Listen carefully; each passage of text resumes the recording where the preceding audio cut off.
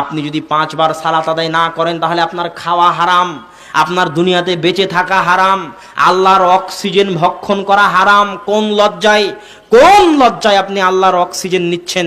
কোন লজ্জায় আপনি আল্লাহর জমিনে বসে আছেন? কোন লজ্জায় আপনি আল্লাহর দেওয়া রিজিক খাচ্ছেন, অথচ দিনে 5 বার আপনি আল্লাহকে স্মরণ করেননি?